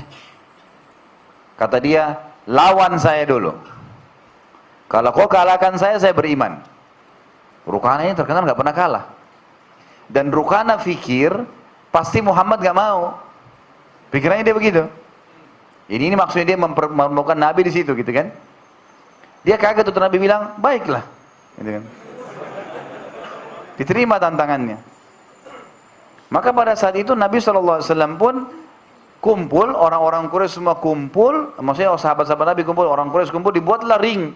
Tanah dibuat, kemudian masuklah Rukana sama Nabi SAW. Bergulat. Subhanallah, dalam beberapa gerakan Rukana kalah. Dan perlu diketahui, gulat beda dengan bela diri umumnya ya. Karena gulat ini, dia pada zaman dulu itu tidak boleh memukul, cuma menekuk dan sampai musuhnya tidak bisa bergerak. Itu berat itu. Tidak boleh mukul, tapi dia boleh menekuk sampai nggak bisa bergerak. Dan menekuk orang yang sebesar ini susah ini. Nabi SAW menekuk dengan tekukan yang tidak bisa bergerak, dalam riwayat dikatakan. Rukana sampai kesakitan teriak-teriak. Lalu dia katakan, lepaskan saya Muhammad, lepas. Saya masih belum percaya. Digulat lagi. 2 kali, 3 kali, sampai 10 kali Rukana kalah. Waktu Rukana kalah, apa Rukana bilang? Wahai Muhammad, biar kau menang, saya nggak mau beriman. Kecuali pohon ini bicara, ditunjuk pohon. Ada pohon di situ. Dan ini masuk dalam bahasan mukjizat Nabi SAW. Karena pohon bisa berbicara. Tiba-tiba pohon itu mengatakan, Asyhadu an la ilaha illallah wa anna Muhammad Rasulullah. Syahadat, orang Quraisy lihat. Pohon itu dibuka. Kelihatan. Maksudnya pohon itu berbicara. Dan itu terbuka, kelihatan. Orang lihat semua. Maksudnya terbuka ini orang lihat semua dengan mata kepala mereka. Tapi ternyata Rukana juga tidak beriman. Tapi di sini kita lihat bagaimana kekuatan fisik Nabi SAW. Dalam riwayat lain dikatakan, riwayat Bukhari. Ini semua pendekatan hadis ya, pendekatan hadis. Jadi saya sudah bilang tadi dari awal materi sirah kita ini pendekatan hadis. Jadi kita ambil dari riwayat. Nabi SAW paling gemar mendukung para sahabat kalau berolahraga. Biasanya habis subuh, habis sholat duha maaf. Habis sholat duha dan habis sholat asar. Biasa sahabat ada yang melatih memanah, melempar tombak, gitu kan, menunggangi kuda. Dan mereka paling gemar bergulat. Gitu. Nah, Nabi SAW seringkali memotivasi mereka. Gitu. Ali bin Abi Thalib termasuk sahabat yang kuat sekali secara fisik. Nanti juga akan kita ceritakan bagaimana peran-perannya gitu kan. Bagaimana pada saat dia menembus benteng Khaybar dengan telapak tangannya, pintu gerbang didobrak, diruntuhin gitu kan. Ali luar biasa kuat fisiknya. Ali bin Abi Thalib ini satu waktu pernah gulat habis sholat asar mengalahkan 3 sahabat sekaligus. 3 sahabat, ini gak gampang gulat kalahin 3 orang. 1, 2, 1 orang mungkin sudah letih butuh istirahat, tapi ini 3 orang. Dan Ali merasa masih punya fisik, masih punya kekuatan. Lalu Ali bilang, siapa lagi? Gitu kan. Nabi SAW menangkap, mencium ada sesuatu yang mungkin ini berbahaya buat Ali. Kata Nabi SAW, wahai Ali, pergilah ke belakang bukit sana, kau akan temukan orang yang mengalahkanmu. Ali penasaran, pergi ke sana.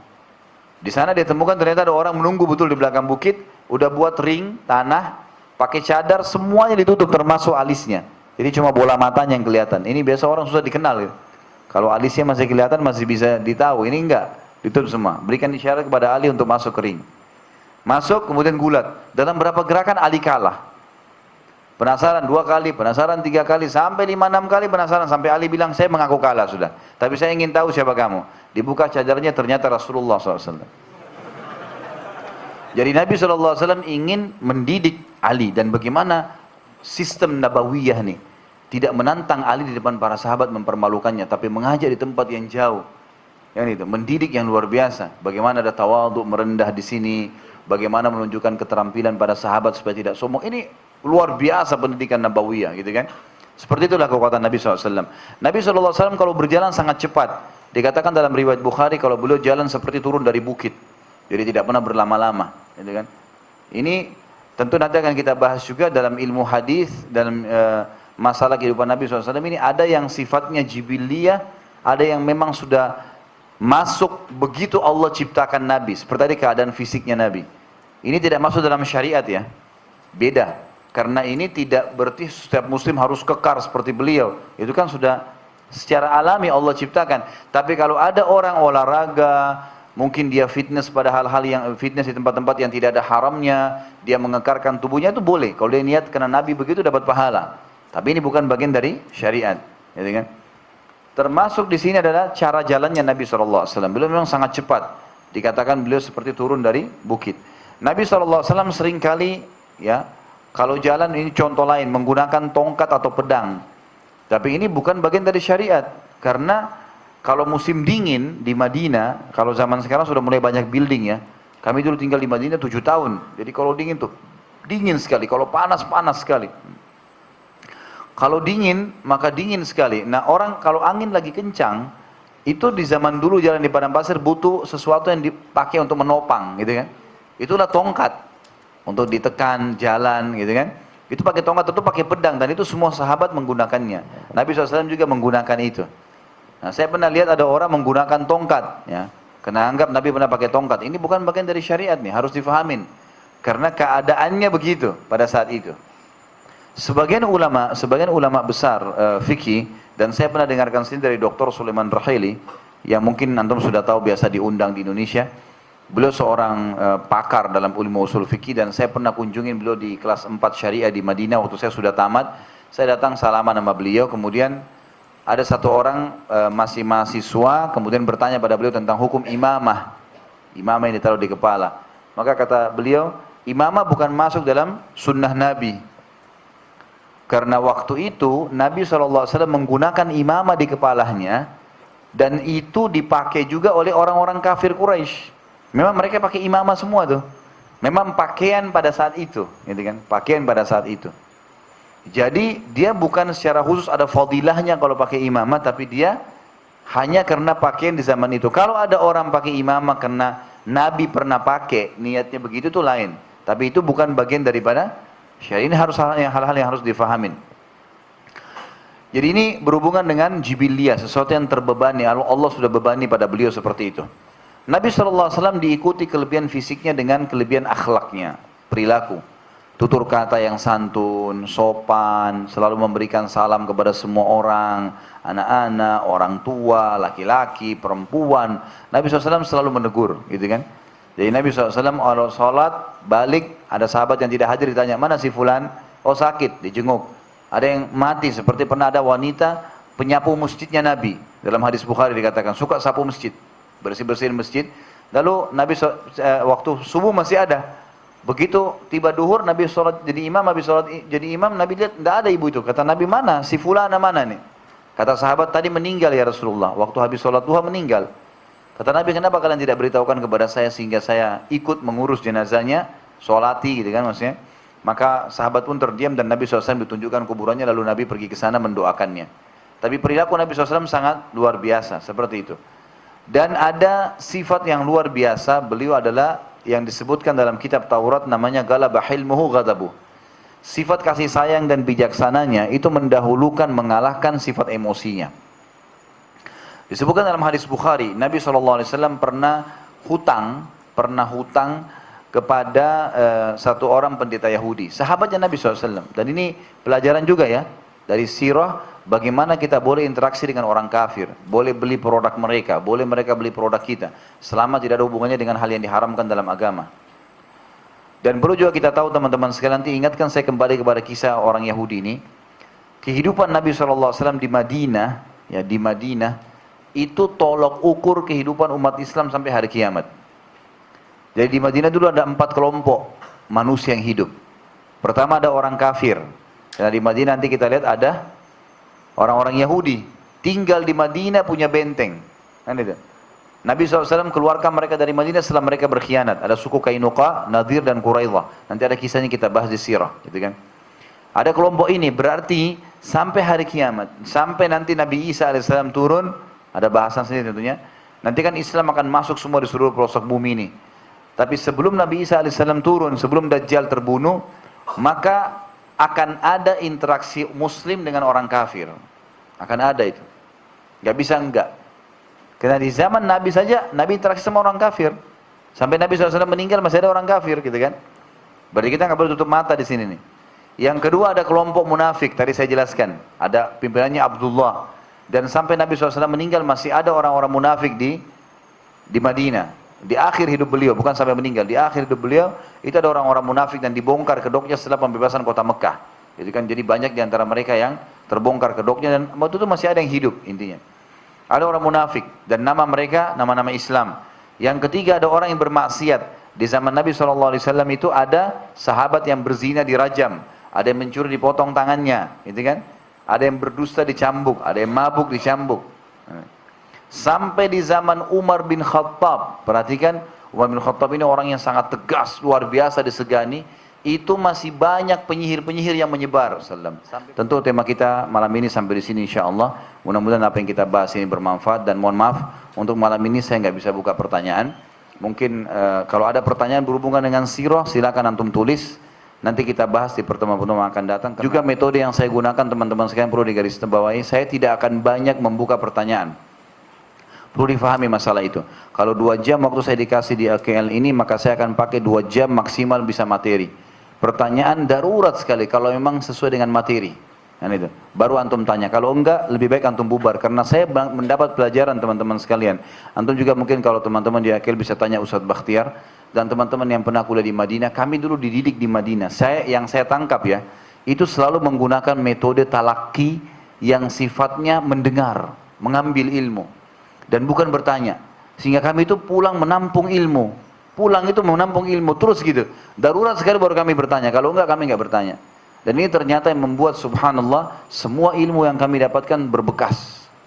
Itu luar biasa. Karena kalau antum sekarang nih kita lagi bahas sirah. Sebentar ada yang angkat tangan nanya, Ustaz saya mau tanya masalah sholat. Nggak nyambung. Ada yang nanya masalah asuransi, ada yang nanya masalah ini. Kalau saya jawab, antum pulang sudah pecah. Materi setengah, setengahnya lagi sudah pertanyaan, gitu kan? Ya kalau pertanyaan terjawab, kalau enggak, maka membingungkan. Jadi metode kita nanti adalah menimbah, mengambil ilmunya. Bukan saya larang bertanya ya. Boleh tapi sesuai dengan tema. Darurat, penting baru ditanya. Kalau memang tidak jelas, selebihnya ambil ilmunya insya Allah. Bisa? Alhamdulillah. Ada yang tidur nggak tadi ini? Oh, ada yang tidur ini luar biasa. Saya harus siap cambuk seperti Umar. Kalau nanti salah lagi, nah itu baru pedang. Umar bin Khattab itu kalau nurusin shaf pakai pedang. Ditarik sama dia. Pokoknya kalau dari shaf kena saya nggak mau tahu. Itu luar biasa mendidiknya ya. Tapi insya Allah khair. Kita antara Nabi SAW dengan Umar lah, tengah-tengah.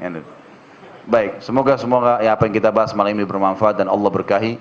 Semoga semua dosa yang pernah kita lakukan, baik mata kita melihat, telinga kita mendengar, lisan kita mengucapkan, tangan kita menjamah, kemauan kita melakukan sesuatu, kaki kita melangkah, semua diganti oleh Allah SWT menjadi pahala. Semua orang yang sakit disembuhkan penyakitnya, semua orang yang terlilit utang dilunasi utangnya, semua yang belum dapat hidayah diberikan hidayah, semua yang sudah punya hidayah dimudahkan untuk mengamalkan, seluruh muslimin yang sedang tertindas di seluruh muka bumi ini, di Palestina, di Syria, di Yaman, di Myanmar, dimanapun mereka berada, Allah berikan kemenangan, Allah kokohkan kaki-kaki mereka, Allah ikhlaskan niat mereka, Allah menerima syuhada-syuhada mereka, dan Allah partisipasikan kita bersama mereka di pahala baik dengan doa, dengan jiwa dan juga dengan harta kita. Dan semoga Allah dengan kemahamurahannya saya memohon dan saya yakin dia sedang melihat kita sekarang karena dia maha melihat. Malaikat-malaikat sedang hadir di majlis ilmu ini agar menyatukan kita di surga firdausnya tanpa hisab sebagaimana ia satukan kita di majlis ilmu yang mulia ini. Terima kasih waktunya. Kalau ada benar dari Allah, kalau ada salah dari saya mohon dimaafkan. Subhanakallahumma bihamdika asyhadu an la ilaha illa anta astaghfiruka wa atubu ilaik. Wassalamualaikum warahmatullahi wabarakatuh.